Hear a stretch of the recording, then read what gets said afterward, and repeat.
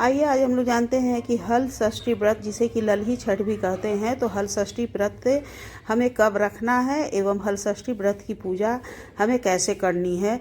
तो हल षष्ठी व्रत साल 2025 में 14 अगस्त दिन बृहस्पतिवार को पड़ रहा है, जिसे कि ललही छठ भी कहते हैं। बहुत से लोग ललही हल षष्ठी व्रत क्यों नाम पड़ा है, क्योंकि इसमें बिना जोता बोया हुआ चीज़ ही खाया जाता है और वही चीज़ चढ़ाया जाता है। तो आइए देखते हैं कि इसकी पूजा हमें कैसे करनी है। तो उस दिन हमें व्रत रहना है और व्रत रहने के बाद 12 बजे के बाद हमें पूजा करनी है। तो पूजा करने के लिए इसमें कुशा की पूजा होती है।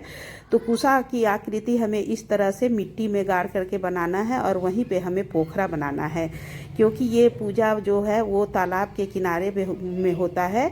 तो इसलिए यदि आप घर में पूजा करती हैं तो इस तरह से एक छोटा सा हमें तालाब प्लेट में बना लेना है, गहरा प्लेट में, और उसके बाद से कुशा हमें मिट्टी में इस तरह से गाड़ लेना है और उसके बाद हमें पूजा करनी है। तो हमें गौर गणेश स्थापित करना है। तो गौर गणेश, देखिए गणेश जी मैं सुपारी का बना ली हूँ और गोबर का या मिट्टी का आप गौरा जी बना लीजिएगा। तो इस तरह से बना करके सबसे पहले हमें सभी को आचमनी करानी है। इस फूल से आचमनी कराने के बाद से हमें सभी को चंदन लगाना है। तो चंदन देखिए, ये जैसे कि हमें तालाब बनाया है तो इसकी भी हमें सजावट कर देनी है। आप जितना सजावट कर सकती हैं उतना करिएगा। और उसके बाद से हमें चंदन, मैं सब जगह इस तरह से चंदन लगा दी हूँ। तो ये हमारी पूजा विधि है। आप लोग कैसे पूजा करते हैं, मैं तो जैसे करती हूँ वो विधि आपको दिखला रही हूँ। तो ये देखिए, उसके बाद से चंदन लगाने के बाद से हमें पत्ती में भी, कुशा में भी चंदन लगाना है। फिर हमें सभी को सिंदूर लगाना है। तो इस तरह से हमें तालाब कह लीजिए या तो फिर पोखरा कह लीजिए। फिर इस तरह से हमें गणेश जी को, फिर गौरा जी को सिंदूर लगाना है। सिंदूर लगाने के बाद हमें 5 बार सिंदूर लगाकर फिर अपने मांग में सिंदूर लगा लेना है। तो इस तरह से हम लोग सिंदूर लगाते हैं, सभी जगह हमें टिक कर देना है। तो इस तरह से सिंदूर लगा देना है। सिंदूर लगाने के बाद से हमें वस्त्र स्वरूप हमें सभी को कलावा समर्पित करनी है। तो एक कलावा हमें गणेश जी को, फिर गौरा जी को, और फिर हमें पोखरा को और कुशा पर भी हमें कुछ वस्त्र चढ़ा देना है। तो इस तरह से हमने कलावा समर्पित कर दिया। गणेश जी को एक जनेऊ पहना दीजिएगा। उसके बाद से गणपति महाराज को हमें फूल चढ़ा देना है। आपके पास जो भी फूल होगा आप वो फूल समर्पित कर दीजिएगा, लाल फूल, पीला फूल, जो भी फूल मिल जाए।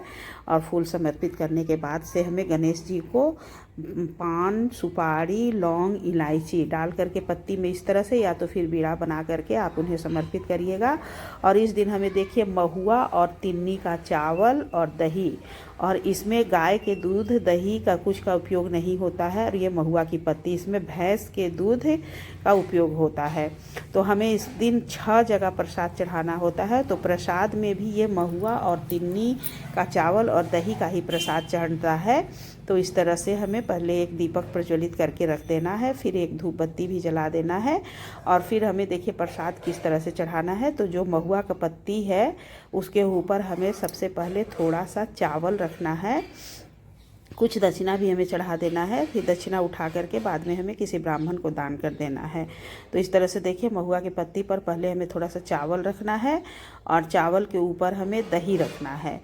तो इस तरह से दही रख देना है और दही के ऊपर थोड़ा सा महुआ रख के, मेरे पास थोड़ा थोड़ा है इसलिए मैं थोड़ा थोड़ा ही डाली हूँ। आप जितना भी चढ़ा सकते हैं प्रसाद उतना चढ़ाइएगा।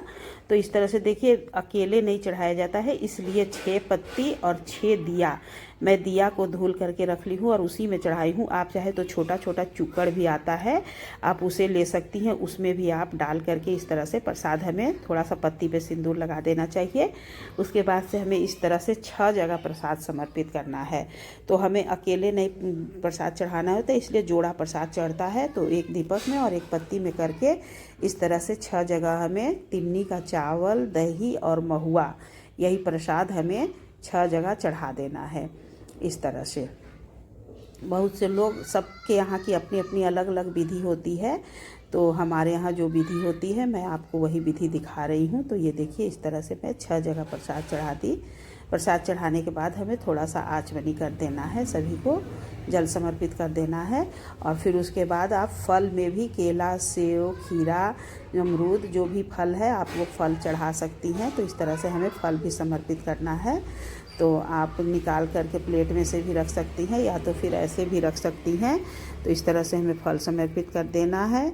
और फिर उसके बाद हमें श्रृंगार की सामग्री भी चढ़ानी होती है। तो श्रृंगार की सामग्री जो भी है, तो कुशा की जो आकृति है वहाँ पे हमें इस तरह से ठेका करके कुश के ऊपर हमें चूड़ी पहना देना है, एक बिंदी लगा देना है। हल षष्ठी माता का पूजा हो रहा है ना, तो इसलिए हमें श्रृंगार सामग्री भी चढ़ानी है। तो आप चूड़ी, बिंदी, सिंदूर, अलता और वस्त्र स्वरूप या फिर एक ब्लाउज पीस ही चढ़ा दीजिएगा, या तो आप साड़ी भी चढ़ा सकती है, जो आपकी इच्छा हो आप वो चढ़ा सकती हैं। तो इस तरह से हमें श्रृंगार सामग्री भी चढ़ा देनी है।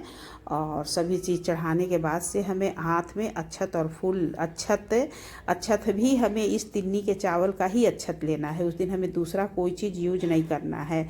और ध्यान देना है, भैंस के दूध, दही, गोबर, गोईठा जो भी होगा सब चीज़ भैंस का होगा। फिर हाथ में हमें इस तरह से थोड़ा सा महुआ और चावल लेकर के हमें हल षष्ठी व्रत की कथा को सुननी है। कथा सुनने के बाद इनकी 6 कहानियाँ होती हैं। इस दिन हमें 6 कहानी सुनना चाहिए।